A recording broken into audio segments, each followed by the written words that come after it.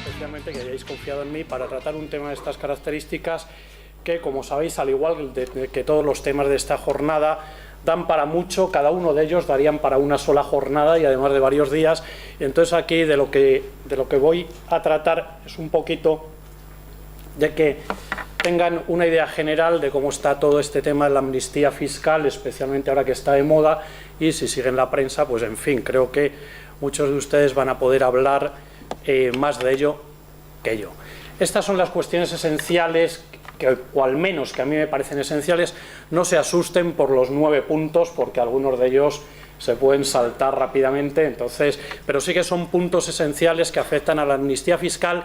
El último de ellos es muy interesante y no me refiero al que no está numerado, sino al anterior, el número 9, porque ahí sí que hay una relación directa entre la amnistía fiscal tal como está configurada en los 2 reales decretos que la regulan y la orden ministerial correspondiente que desarrolla todo esto, y el blanqueo de capitales con relación al dinero en efectivo. Es un tema al que haré referencia luego ya en el caso Bárcenas, que es muy conocido y sobre el que tampoco me voy a detener mucho. Tenía previsto, en primer lugar, disertar un poquito sobre qué se puede entender por amnistía fiscal. Yo he tomado el diccionario de la Real Academia y si ven tiene unas raíces muy similares entre amnistía y amnesia. Amnesia en el fondo es olvidar un poquito. En España la última experiencia que tenemos de amnistía desde el punto de vista técnico jurídico, y cuidado porque se habla de amnistía fiscal, pero técnicamente no es ninguna amnistía fiscal. Otra cosa es que nos resulte mucho más cómodo hablar de amnistía fiscal y yo voy a utilizar ese término, pero desde el punto técnico jurídico no es ninguna amnistía fiscal. Les decía que la experiencia española, la última data del año, yo era pequeñito entonces, pero ya había nacido, del año 76-77, con el cambio de régimen, que hubo una amnistía política para aquellos que habían cometido, entre comillas, delitos políticos, estaban en las cárceles, y entonces se decretó una ley en virtud de la cual, y esta es la clave, en virtud de la cual aquello que era delito con el régimen anterior pasaba a no ser delito. De hecho, en muchos casos era un derecho fundamental, como la participación a través de partidos políticos. Por tanto, en el caso de la amnistía se ataca en sí al delito y, insisto, todo de manera muy general, porque aquí hay penalistas y me puedo meter en un embrollo, ¿no? Pero en cualquier caso, de lo que se trata es que a través de la amnistía se ataca una acción antijurídica que pasa a no serlo y por tanto no tiene consecuencias penales, o se eliminan esas consecuencias penales o antijurídicas. Mientras que hay una cosa muy parecida, que es el indulto, que ahí el delito se comete, y también los indultos, por cierto, están muy de moda si siguen la prensa. Se comete el delito, pero se eliminan los efectos por razones sociales. Puntos suspensivos. Por razones sociales lo dejamos, ¿de acuerdo? Se eliminan los elementos. Por tanto, ¿estamos ante una amnistía fiscal, sí o no? Insisto, desde un punto de vista técnico-jurídico no es una amnistía. Es un proceso de, eso sí, suena mucho más pijo jurídicamente, de regularización de situaciones que deberían estar o deberían ser blancas y eran negras. Básicamente eso. Lo que he dicho hace un momento, amnistía fiscal o regularización tributaria, en sentido estricto, regularización tributaria. ¿En qué consiste, por tanto, esta regularización tributaria? Pues se trata de conceder con un carácter excepcional la posibilidad, estamos en el ámbito fiscal, la posibilidad a aquellos contribuyentes que no han declarado determinadas rentas, bienes, derechos y en consecuencia no han tributado por ellos, darle una posibilidad de que lo hagan, es decir, que afloren esos bienes, esos derechos, esas rentas, mediante una tributación menor. Siempre hay truco, claro, porque si dicen te vamos a aplicar en algunos casos, y pensemos el impuesto sobre la renta, el tipo marginal del 52%, pues decimos, bueno, pues me quedo como estoy, que se quede el dinero y si me pillan bien y si no me pillan, pues estupendo, sigo disfrutando. Por tanto, se trata de que tributen menos de lo que deberían, a cambio de eso, de que afloren esas cantidades, regularizando de esta forma su situación tributaria. Es decir, sí que pasamos a practicar una cierta amnesia. Nos hemos olvidado de que estos señores han sido malos, no han declarado lo que deberían, y aquí paz y después gloria. ¿Dónde se regula? Pues se regula básicamente en 3 normas. La base de la, insisto, voy a utilizar el término amnistía fiscal porque es más cómodo. La base de la amnistía fiscal está regulada en el Real Decreto Ley 12 de 2012, de 30 de marzo, fíjense qué títulos más largos utiliza últimamente el legislador, por el que se introducen diversas medidas tributarias y administrativas dirigidas a la reducción del déficit público. Si se dan cuenta, es un decreto ley que incluye muchas más medidas, pero al final introducen la disposición adicional primera, que es donde se regula la famosa amnistía fiscal. No deberían tener muy claro en el gobierno que esto lo habían hecho pues tapando todos los agujeros, permítanme la expresión, porque 2 meses más tarde aprueban otro Real Decreto Ley, el 19 de 2012, 25 de mayo, donde se introducen a la disposición adicional anterior del Real Decreto anterior, se introducen los párrafos 6 y 7, que ya haré una pequeña referencia a ellos, muy curiosos, por cierto. Se introducen 2 párrafos adicionales.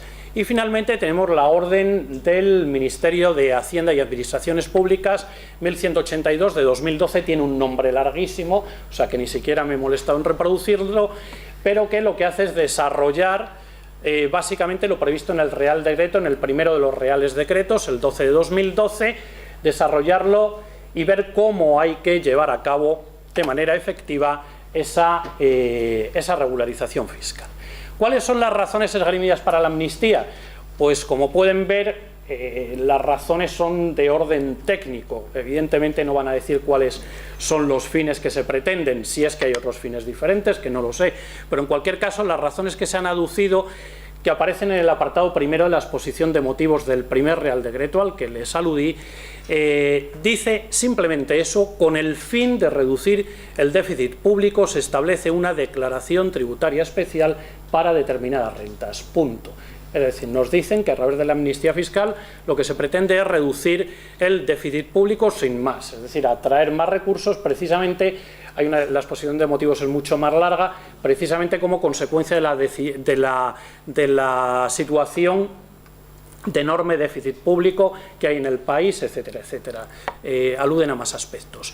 Realmente el ministro de Hacienda suele hablar bastante más, como han visto en los últimos tiempos, y ha dado algunas razones más que son más lógicas. Por cierto, dice, bueno, él ha dicho identificar nuevas bases imponibles, lo ha dicho concretamente ante la Comisión de Hacienda del Derecho, de la Comisión de Hacienda del Congreso de los Diputados hace muy poquito, el 23 de enero en concreto, compareció allí, y dice incrementar las bases tributarias para los ejercicios siguientes, garantizando nuevos flujos de ingresos tributarios. En definitiva, que dinero que no se sabía que existía, o al menos no desde el punto de vista jurídico, pues va a aflorar. Si yo lo declaro, a partir del año siguiente, ese dinero, al haber sido declarado, o bienes o derechos, pasa a formar parte de las bases imponibles de ejercicios futuros, con lo cual se pretende una recaudación a medio plazo. Realmente en alguna de estas ocasiones el ministro vino a decir algo más, lo tenía anotado, luego lo borré, vino a decir,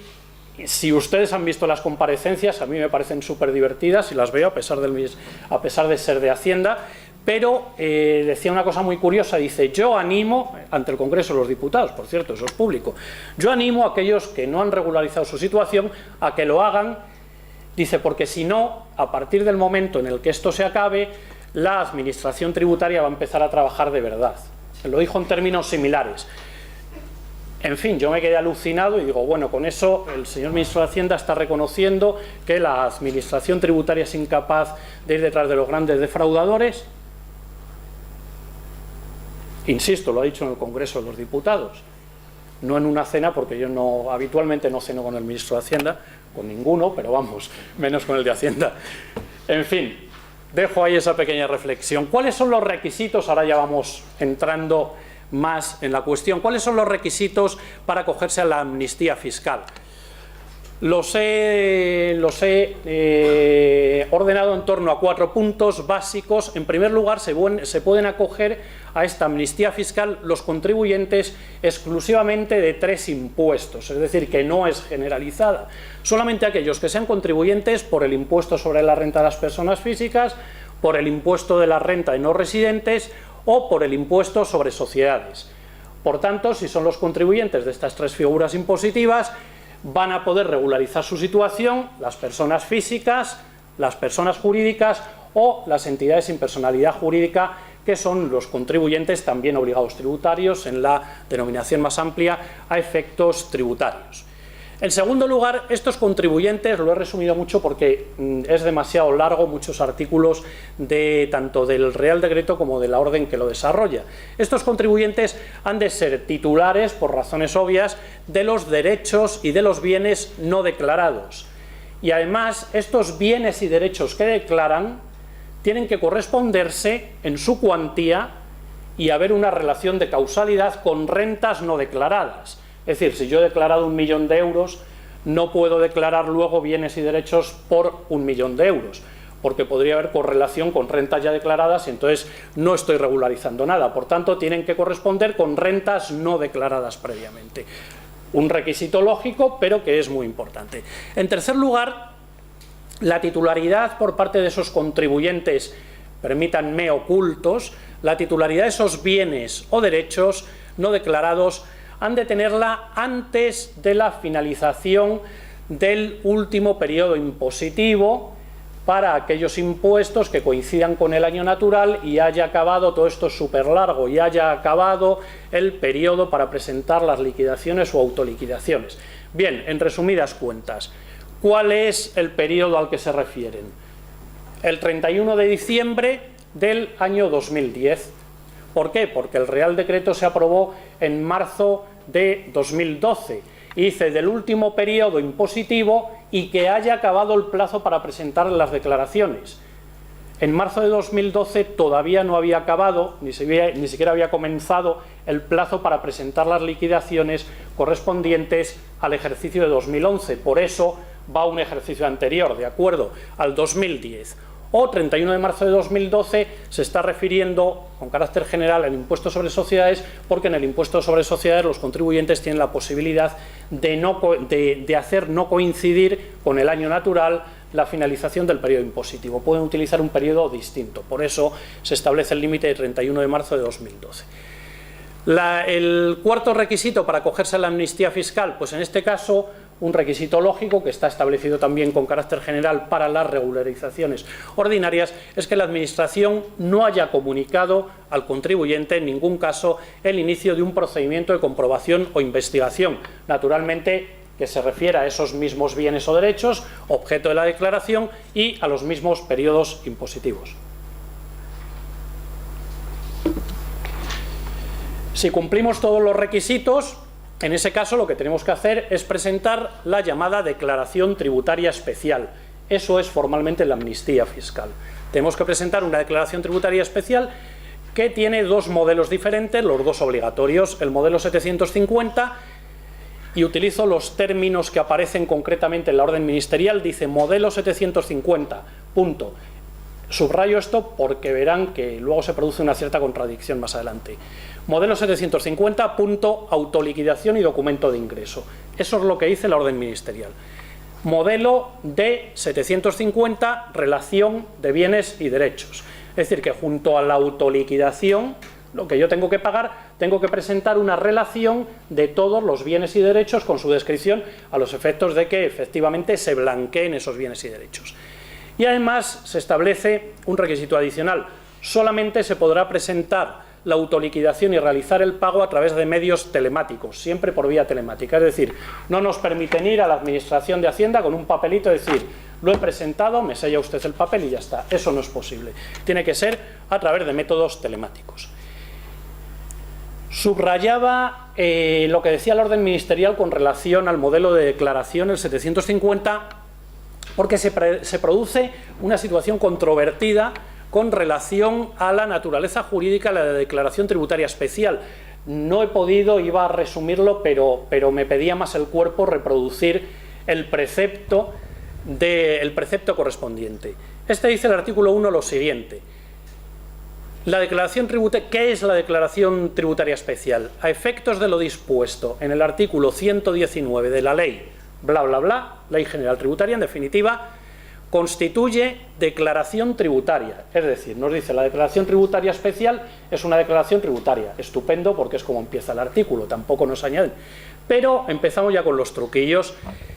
Constituye una declaración tributaria sin que su presentación tenga por finalidad la práctica de una liquidación tributaria. Ya veremos por qué dice esto. Más adelante dice, dicha declaración, nos dice que es declaración, pero no va a tener los efectos previstos en la Ley General Tributaria para las declaraciones. Atención al dato. Y más adelante nos dice, dicha declaración participa de la naturaleza de las autoliquidaciones tributarias a las que se refiere bla bla bla, sin que la misma pueda entenderse conducente a la autoliquidación de una obligación tributaria devengada con anterioridad. ¿Qué nos dice ese precepto? Bueno, pues nos dice lo siguiente, esto es estupendo para las clases de Derecho, nos dice lo siguiente, la declaración tributaria especial es una declaración tributaria, pero no va a tener los efectos previstos en la ley para las declaraciones tributarias. Lo que es declaración no puede ser autoliquidación, pero en fin, vale. Y más adelante nos dice, bueno, pero va a tener la naturaleza de autoliquidación, pero no va a tener los efectos de una autoliquidación. Y yo digo, ¿qué puntos suspensivos, me pide el cuerpo, pongan en los puntos suspensivos los que dé la gana? Voy a soltar un ¿qué coño es entonces? No es declaración, pero no tiene los efectos, es autoliquidación, pero tampoco tiene los efectos. Y aquí se deduce que el régimen de la declaración tributaria especial es un régimen jurídico ambiguo, complejo. Realmente yo deduzco que han creado una categoría ad hoc precisamente para esto, y han creado una categoría ad hoc sobre todo porque excluye los efectos de ambas categorías jurídicas. Unos efectos, por cierto, y aquí podríamos entrar en otra discusión gordísima, unos efectos que están establecidos en una norma de rango legal, como es la Ley General Tributaria, y que los elimina ni más ni menos que una orden ministerial. O sea, los tíos no se han cortado un pelo. Se han pasado por la jerarquía normativa por todas partes, porque me parece una auténtica barbaridad. Yo puedo entender, bueno, no lo comparto, pero puedo entender que quieran crear un régimen ad hoc. Vale, hazlo en el decreto ley y quedas estupendamente, pero no en una orden ministerial decirnos estas cosas. ¿Y por qué decía que es un sistema ad hoc? Pues muy resumidamente, porque esto sería larguísimo, una declaración puede ser de varios tipos. Una de ellas es declaración simplemente informativa, que hay que presentar a la Administración Tributaria como consecuencia de una serie de obligaciones tributarias, pero la que vendría aquí al caso sería la declaración tributaria que da inicio a un procedimiento de gestión tributaria que llevaría a la liquidación de una deuda tributaria. Eso sería una declaración. Por tanto, si yo presento una declaración en los términos ordinarios, la Administración Tributaria, la declaración significa que yo voy a comunicar los datos que son relevantes para que la Administración Tributaria califique jurídicamente esos datos, cuantifique la deuda y a través de un acto administrativo que se llama, que ustedes lo conocerán, acto de liquidación, que generalmente va a ser provisional, me dice, esto es lo que tiene usted que pagar, y punto. Si no es eso, porque nos dice la orden ministerial que no tiene esos efectos, pues entonces nos vamos a la autoliquidación, que sería más lógico. Es más, yo mantengo que es una autoliquidación. ¿Y qué es la autoliquidación? Pues también la define la Ley General Tributaria, no me voy a inventar nada, lo había hecho el Tribunal Supremo mucho antes. Pues una autoliquidación, básicamente y de manera muy rápida, consiste en declarar los hechos que tienen relevancia tributaria. Es decir, me he forrado el año pasado, he conseguido cantidad de dinero, eso es un hecho con relevancia tributaria. Por tanto, declaro los hechos con relevancia tributaria, declaro todos los datos relativos a esos hechos, califico yo mismo esos hechos, digo, pues estas son rentas del trabajo, o son rentas de actividades económicas, o son rendimientos patrimoniales, da igual, eso es una calificación jurídica, cuantifico la deuda, digo cuánto me sale a pagar e ingreso. En todo eso consiste una autoliquidación, insisto, desde el punto de vista legal. Y nos vamos al Real Decreto más la orden ministerial, y realmente lo que nos está diciendo que es una autoliquidación, porque dice, tiene usted que declarar esos bienes y derechos por las cuantías X correspondientes, le va a aplicar un tipo de gravamen, le va a salir una cuota tributaria y lo tiene usted que ingresar. Pues ¿cómo narices me dicen ustedes que entonces no tienen los efectos de una autoliquidación? De verdad que estamos en el famoso nominalismo y positivismo a ultranza, que dicen, bueno, las palabras serán, eso lo dijo un expresidente del gobierno no muy lejano, serán lo que yo diga que tienen que significar. Eso es una barbaridad porque eso se hizo en la Alemania de los años 30 y cómo acabó el tema. O sea, que cuidado con el famoso positivismo jurídico. O sea, las palabras tienen un significado concreto y cuando empezamos a cambiar el significado, pues en fin, no puede acabar muy bien. A pesar de las sonrisas que puede provocar esto, ¿no? Por tanto, ¿cuál es el truco de todo esto? Que ni sea declaración ni autoliquidación. Pues miren ustedes, el truco es muy fácil. No se interrumpe el plazo de prescripción para que la Administración tributaria ejerza las facultades correspondientes a efectos de abrir un procedimiento de comprobación o inspección. Por tanto, si yo soy un ultramillonario, estoy en el límite que está a punto de prescribir mi deuda, declaro, falta un mes, presento la declaración, no se interrumpe el plazo de prescripción. Continúa contando. ¿Por qué? Porque es que esto lo excluye. Dice, no tiene los efectos de la declaración y no tiene los efectos de la autoliquidación. Es una cosa diferente. Es una abuela con ruedas, por tanto es una moto. No, pues es eso. Pero tiene truco. Excluye algo muy importante. A la Administración tributaria la ata. En aquellos, insisto, en aquellos supuestos que estén a punto de prescribir.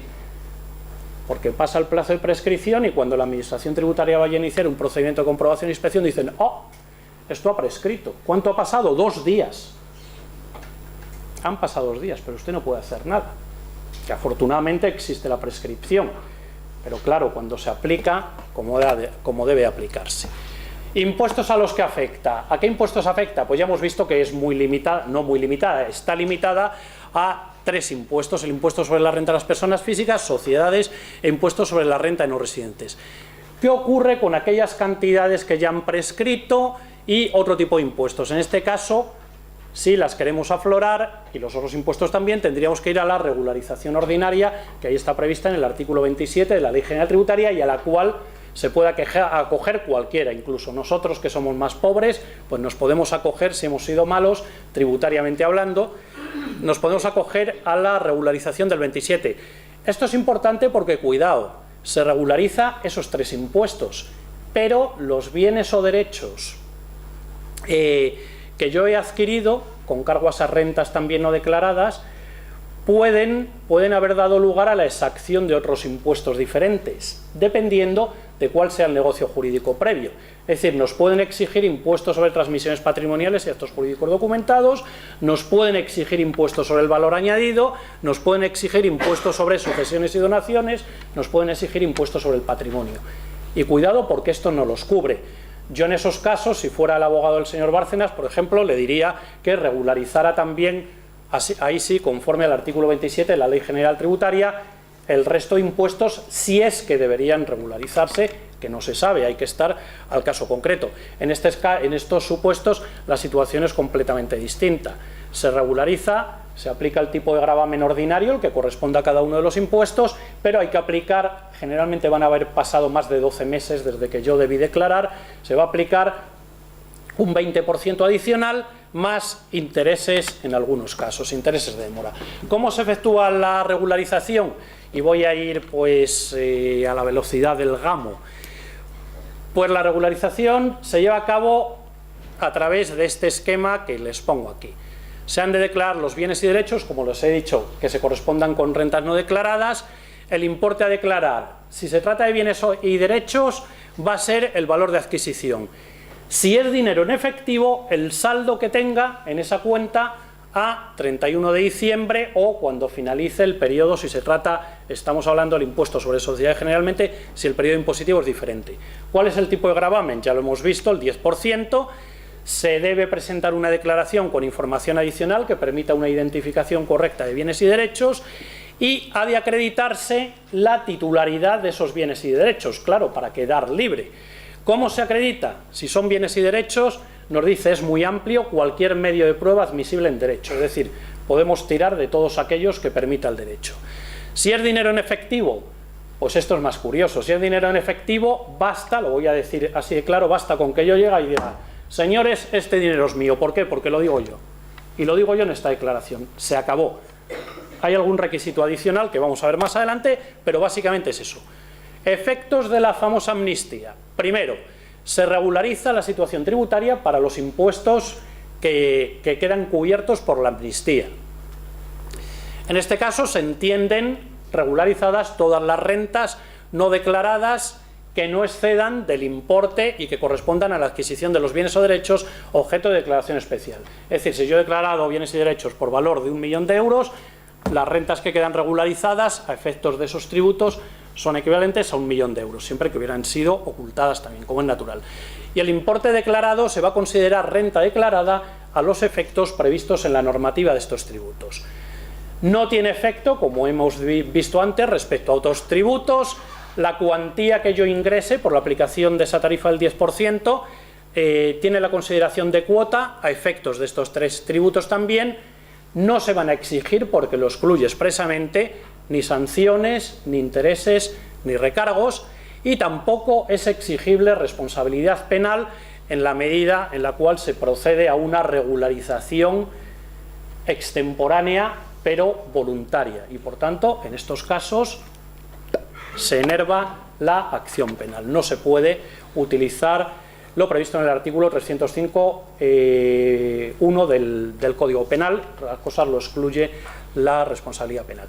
Problemas que plantea la amnistía fiscal. Esto era para discutir muchísimo, porque no todo el mundo está de acuerdo, pero desde mi punto de vista, básicamente lo del ámbito penal, lo que acabo de decir, no se puede utilizar la vía penal si se regulariza, a pesar de todo el follón que están montando a partir del Ministerio, diciendo que, bueno, se podría utilizar, cuidado, la vía penal si esos bienes procedían de la comisión de unos delitos distintos al delito contra la hacienda pública. Cuidado, no se puede actuar exclusivamente con relación al delito contra la hacienda pública, no otros posibles delitos conexos. Ahí, obviamente, queda expedita la vía penal.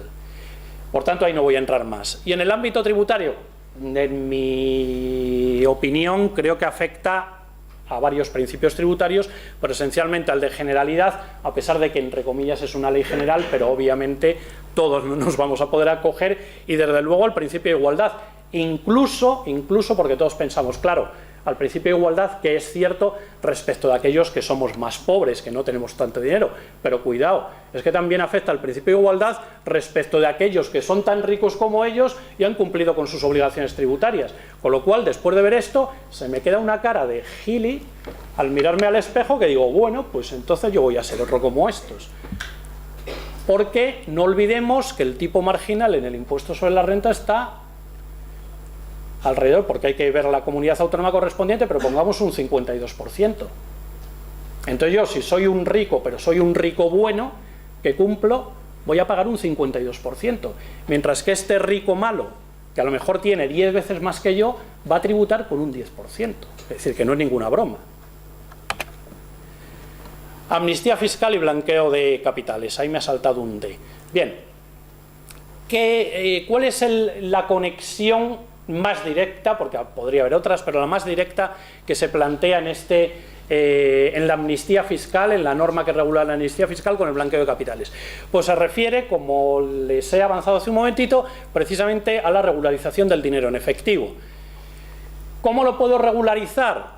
Pues ya lo he dicho, manifestación en la declaración de que este dinero es mío, de la titularidad. Para que pueda presentar esta declaración, previamente de haber cumplido un requisito. ¿Cuál es? Tengo que depositar el dinero en una cuenta blanca. ¿Cuáles son las cuentas blancas? Pues si yo deposito mi dinero en una cuenta abierta, en una entidad de crédito que esté en España, en un Estado de la Unión Europea, puedo elegir, o bien en un Estado integrante del Espacio Económico Europeo, siempre que tenga suscrito un convenio para evitar la doble imposición con España, con cláusula de intercambio de información, como es lógico, en materia tributaria. ¿Qué queda excluido? Pues lo que antes se llamaba de manera más directa paraísos fiscales. Ahora, como obviamente dentro de los llamados paraísos fiscales hay territorios de la propia Unión Europea, pues se cambió el nombre porque tampoco eran paraísos, hace mucho frío, llueve demasiado, etcétera, con lo cual calificar eso de paraíso, pues creo que hay un duque excitado que ha utilizado alguna de esas firma como duque excitado, ¿no?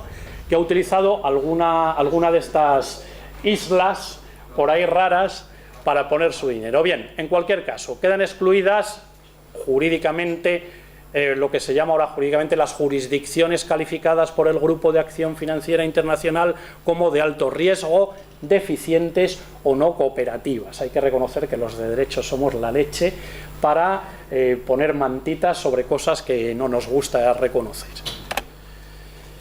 Caso Bárcenas, bueno, es un asunto súper controvertido. Simplemente voy a plantear una serie de cosas muy por encima, no me voy a meter porque podría salir esposado de aquí, entonces lo vamos a dejar aquí, es broma eso. Pero en fin, el primer aspecto controvertido que a mí me ha dejado perplejo o circunflejo, como decía un compañero una vez que se equivocó, pero en fin, perplejo es el siguiente: los comunicados oficiales que se han producido por parte de la agencia tributaria, comunicados oficiales, insisto, porque pueden acudir ustedes a la Agencia Estatal de Administración Tributaria y ahí están colgados, comunicados oficiales contestando a un abogado. Yo cuando me he cabreado con la agencia tributaria no han sacado nunca un comunicado oficial diciendo cuidado, el señor Chamorro no ha cumplido con la administración tributaria porque tal. Bueno, pues en este caso sí. Y prueba de ello, bueno, el ministro a veces pues es menos prudente, también últimamente está dando visos de ser poco prudente, porque cuando él ha dicho también públicamente que el señor Bárcenas no ha regularizado nada, está contraviniendo el artículo 7 de su propia orden ministerial, que él mismo ha firmado, y el artículo 95 de la Ley General Tributaria, que dice que los datos tributarios son confidenciales. Es decir, yo, por muy inspector de Hacienda que sea, no puedo llegar aquí y decir, pues sabéis que el alcalde no ha declarado todo lo que debía, o un ex vicerrector, por ejemplo. No lo puedo hacer, son datos confidenciales. Hombre, lo puedo hacer tomándome unas copas sin que nadie me oiga, no lo debo hacer, por poder puedo, pero no lo debo hacer. Menos el ministro, cuando 2 meses antes había firmado una orden diciendo que lo que se declare ahí es confidencial. Solamente lo sabe la administración tributaria, como es lógico, o quien deba saberlo, el juez o el fiscal en su caso, ¿no? Bueno, pues él ha ido diciendo, pues no declara. Y prueba de ello, para que vean, es este comunicado que he bajado de la propia página de la Agencia Estatal de Administración Tributaria. Ahí, ya acabo. ¿Cuáles son las consecuencias en función de cómo se produzca la regularización? Bien, el abogado del señor Bárcenas ha dicho que realmente cuando le desmintieron, dice ha regularizado a través de una sociedad que se llama, luego han encontrado otra más, pero bueno, esta es la gorda, que se llama Tesedul, Sociedad Anónima, con sede en Suiza, y parece ser que es la que presentó la declaración tributaria especial, una cuantía regularizada que para mí quisiera el pico solo, son 22 millones, yo con los 2 que sobran me quedaría estupendamente, pero en fin. ¿Cuáles son los efectos de cada una de estas situaciones dependiendo de qué modelo de regularización se hubiera utilizado? Si nos vamos al Real Decreto Ley, tomando como datos los que sabemos a través de la prensa, la sociedad Tesedul habría declarado a 31 de diciembre 22 millones de euros.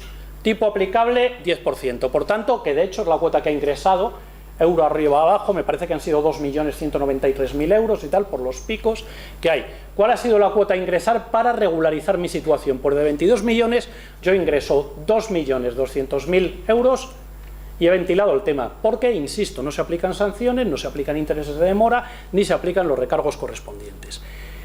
¿Qué pasa si no me puedo acoger a esto? Tendría que ir a la regularización ordinaria, la del artículo 27, y ahí, claro, el tema cambia. Si se le aplica el tipo general del impuesto sobre sociedades, es decir, el 30%, la cuota a ingresar, fíjense que antes era 2.200.000.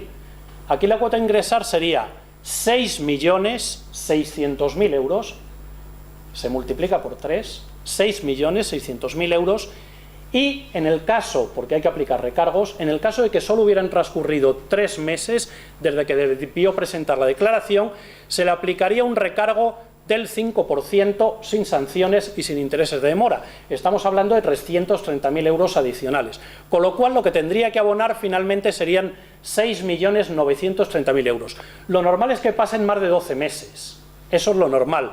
Y ahí ya hablaríamos pues, de 1.320.000 euros adicionales, es decir, estaríamos hablando de 7.920.000 euros a ingresar, más intereses de demora, que habría que ver el plazo que ha transcurrido.